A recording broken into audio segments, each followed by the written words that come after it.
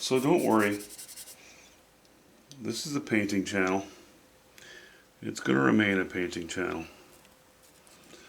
But over these holidays, I'm having a lot of fun with this. So as you can see,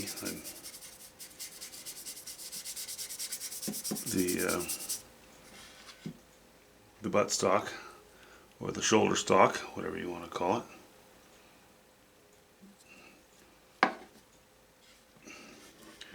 that I stained. It's mostly dry, not completely dry, but I'm going to, where am I on here? But I'm going to oil it. Let me just back the camera out here a little bit, I think. Oh, of course, I always go the opposite direction.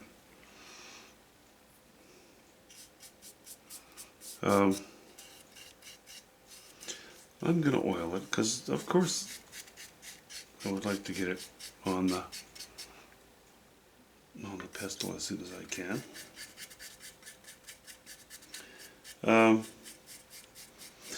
I'm not going to replace any painting videos with air gun or pellet gun videos. That's not going to be the case, but I'm having fun, and I've been doing this for, well, a good dozen years now. So,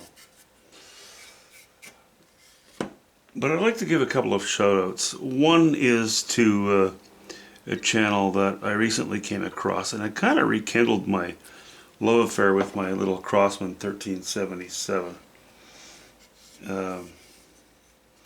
Or I suppose more accurately, the Crossman platform for pellet guns. And he is gun-toting Minnesotan. And he's a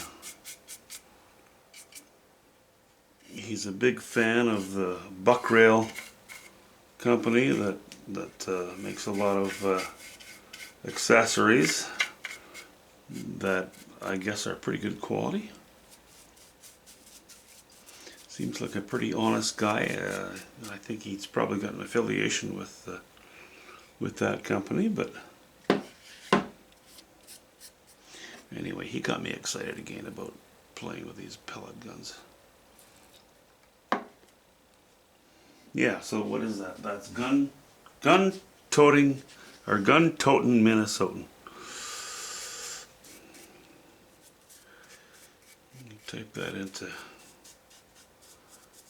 your YouTube search, and I'm sure he'll come up. And another one, and this has to do with all the, I wouldn't call them modifications, but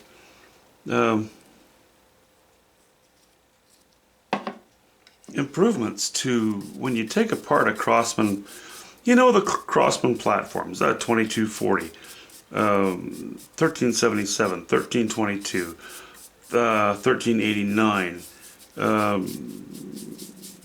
Drifter, really a lot of the, and they're pretty low budget guns. They're not the fancy H-pack guns. They're either pump or they're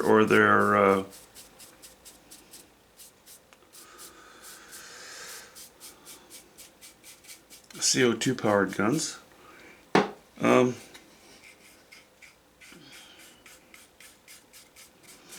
But yeah, Mountain Storm is the name of the channel. And Mountain Storm, what he dealt with, and this is where I first learned this actually, he's been using, or what he was actually working on was a Crossman 2240. And he shows with such fantastic articulation. Well, he articulates so well how to make a trigger from a really cheap gun that's pretty crunchy. The trigger's crunchy, you know, the bolt's crunchy, everything's pretty crunchy on it. How to turn it into a trigger that you would think, well, it makes the gun seem pretty expensive because because by the time he's done with it, it's so smooth. You know, I learned that from his channel, and I've been able to make a couple of guns. Well, actually, I think 4 now that that are very smooth and operate very well. Again, you know, they're low budget, fun hobby style stuff, type guns. That I've been enjoying myself, you know, playing with these things. Okay, I'm not even looking at the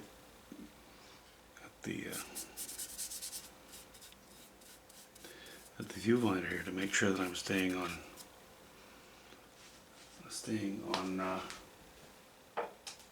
within view. But here we have my oily hands. We have this greasy thing. We're still seeing some ultramarine blue in there, and a little bit of burnt sienna. Nice color combination. Again, this is probably temporary. I'm only going to give it 1 coat of oil. You know, the nice thing about a coat of oil is that even if it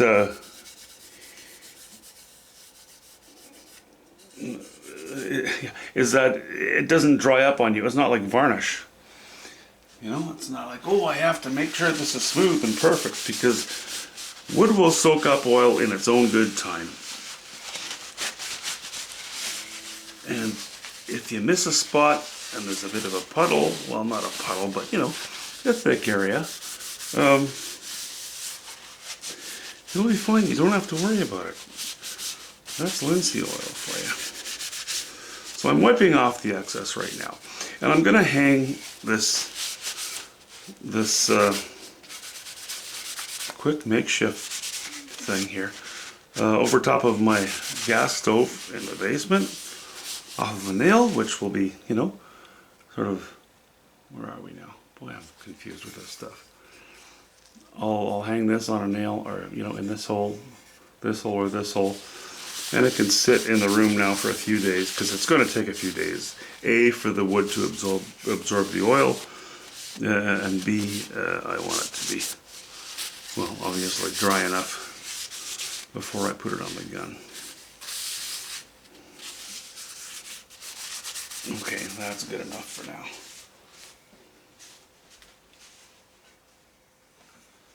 Sorry guys, I know I'm kind of meandering. Production quality on this is terrible, but my point was really just to show you this. I'm not deviating from painting videos at all. I'm just adding these to my painting videos, and that's just for the moment. You know, I'm not by any means changing the genre of my videos. But I know there are a few people out there. I know there are quite a few people out there who are interested in this kind of thing. So I don't mind sharing that. Anyway, let me just, how do I do this? Let me grab the camera and shift a few things around.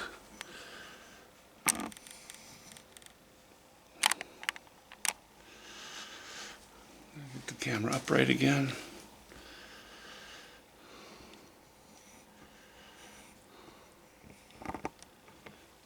Okay. There we go. So yeah, there's that, and yeah, Mountain Storm. It's just called Mountain Storm. If you were to Google Mountain Storm trigger frame improvements, or Mountain Storm, I guess that's a bit far away.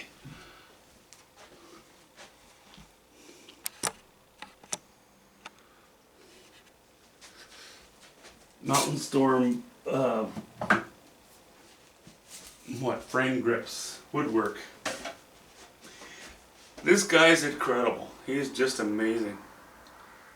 Where the heck am I? Oh my goodness. I'm the worst videographer ever. I gotta tell you, man. I have to, no, I can't tell you. I should just apologize.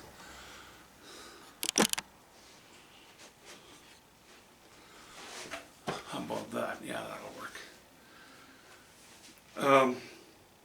I love playing with these things. And it's from his channel that I learned.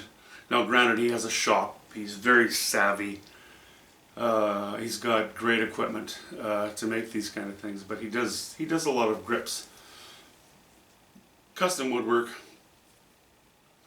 for various things, but especially, you know, he had a fascination with some of these Crosman air pistols for a while, and that's where I learned how to do this. He articulates it so well that it's easy to follow, even for a novice.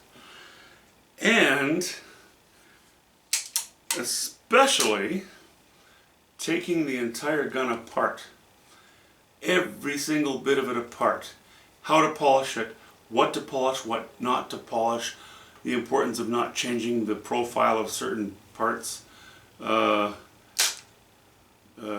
stuff. Anyway, I guess this video is more about yeah, soaking that buttstock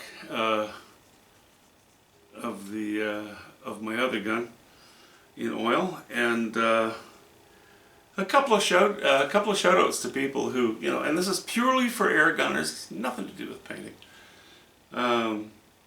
who are pretty involved, and two of the best channels I know of regarding these particular air guns. Blithering away. Talk to you soon. Next time, it's going to be about painting.